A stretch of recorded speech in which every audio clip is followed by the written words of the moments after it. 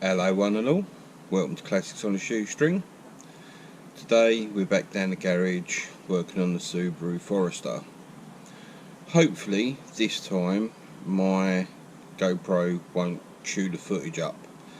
In the last video I done on the Subaru was about the driver's door window, and it was an absolute nightmare. It didn't work and I lost loads of footage on the GoPro. What I've decided this time and managed to do is get a new window motor unit. In my last video, the footage that was lost was me not having the correct tool to get the motor unit out the door without removing the complete mechanism, and I chose to leave the mechanism in the door and split the motor from the gearbox in the door.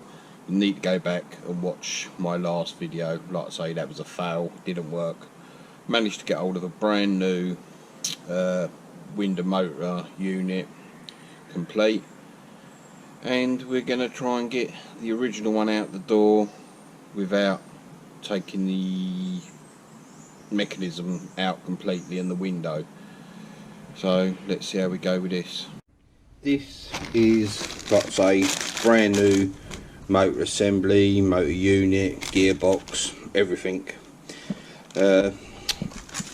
Tools I didn't have last time was these, and doing some research, you need a Phillips, which I think is worked out as a pH-free, to get the bolts out of the door that hold this in.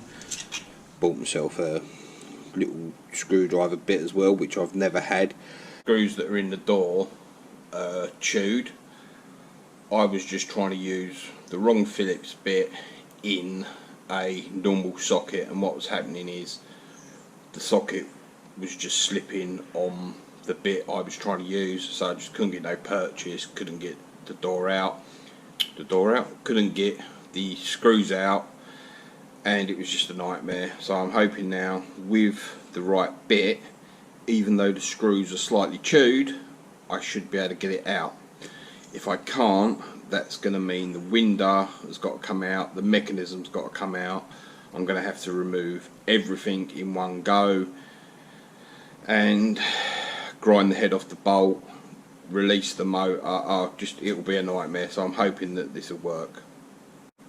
I'm not going to bother showing stripping the door off, card off again.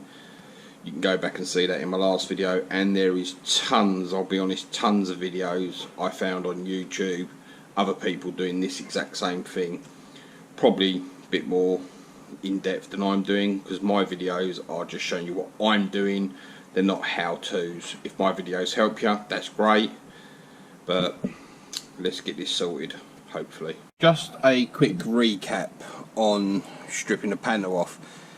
Everyone shows, and I showed in my last video, to remove this screw. You don't actually have to remove the screw that just holds this on. All you have to do is pop this surround away from it, remove the switch unit, and then pop the panel off as last time. So I'm going to now remove my speaker and go from there. Camera's probably not picking it up, but I'm using my phone on selfie mode to locate and try and see where the screws are I've got to remove.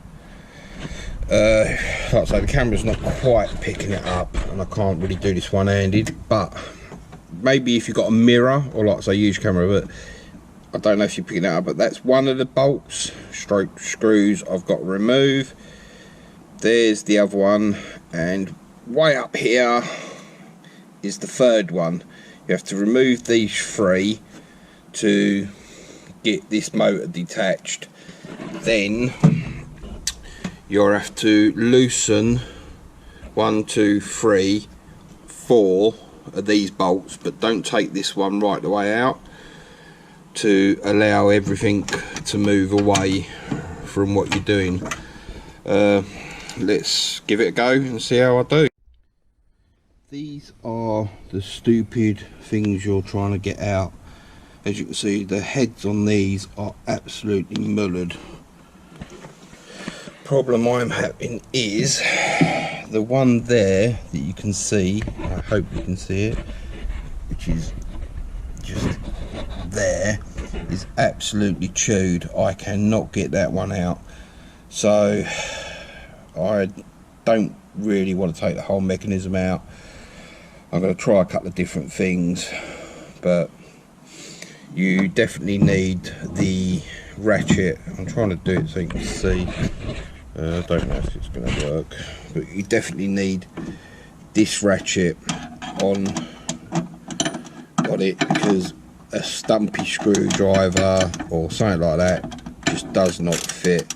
But this is absolutely mullered. The bit just keeps jumping out. I'll be back in a bit.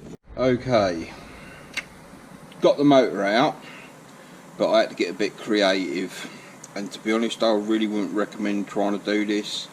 You will probably be better off stripping it out, because the chances are, what I did, you could end up catching the teeth of the mechanism and ripping it out. This is the old motor. What I had to do is get my little belt sander up inside the door and belt sand the head off of the bolt, but that is proper either cross-threaded or rusted in there. As far as I'm aware, there's a load of stuff in here, but I haven't damaged any of the teeth, just they're all dirty. So hopefully I can now put the new motor in, which is here, laying them side by side. They look identical, so I'm going to pull this one out. I'm going to find some new bolts to put these in. That is a new one I found in my box of odd nuts and bolts. But the fact that the two original ones that come out, the heads aren't great, I don't really want to use them, so I'm going to try replacing them with Allen key head bolts. So hopefully they'll work better.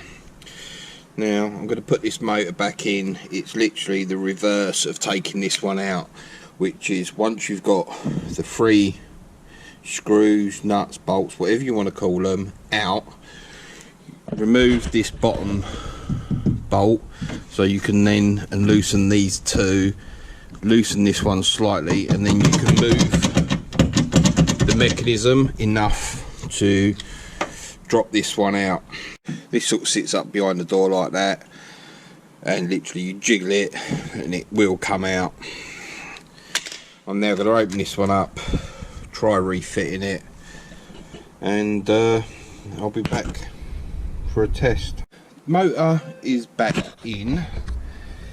Right, so I've used the Allen key bolts, bolted it all up. You may find when you're trying to refit this, your window has dropped away, because obviously once you take the old motor out, these teeth are no longer sitting up against this, so the whole thing can drop down. So just to get it seated in, you have to jiggle the window about. I found it easier to get this front screw bolt in first, do it up roughly by hand, then sort of jiggle it around. It's really awkward, but then you will locate these two, get them tightened up as best you can, then put these four nuts back in and tightened. And now I'm gonna reattach this.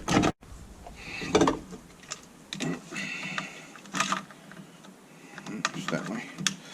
Obviously you want to test it before you pull your panel back on. Right, ignition on. Let's see what happens. Oh, you sweetheart. Brilliant.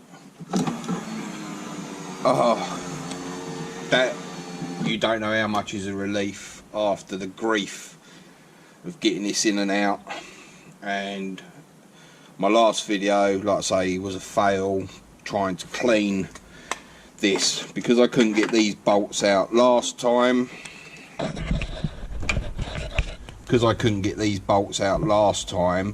I separated this part, and go back, watch my other video. Like I say, it was a nightmare, but that's no good. I can actually have my window open and close it now. Brilliant. Oh, like I say, that is such a relief. Okay, let's pull this off, put everything back together. There we go. Door panel is all back together. Literally the reverse of taking it off. Like I say, you don't need to remove that screw, just the trim around it. That literally just clips on once you've got your door panel on. That just clips back down. You put your screw back in there, and it's all good to go. Let's try the window once more. Oh, that is so smooth compared to what it was, and fast. Lovely, lovely jubbly. Just double check that the rest of them all still work. Yep, they're all still working. I will call that a triumph, even though it was an awkward job. Hopefully, if any of you guys are going to try this, you won't have the grief I had with the screws into the mechanism. But rather than trying to clean it, just buy a new one. I think I paid just over £150 for a new motor unit. You can buy second-hand ones for about 80 quid on auction websites, but I personally think you're just going to have the same problem of it working for a couple of weeks and then not working at all. Anyway, I'm going to tidy all my stuff away, go indoors and call it a day. Please like, comment and subscribe to Classics on a Shoestring. Stay safe.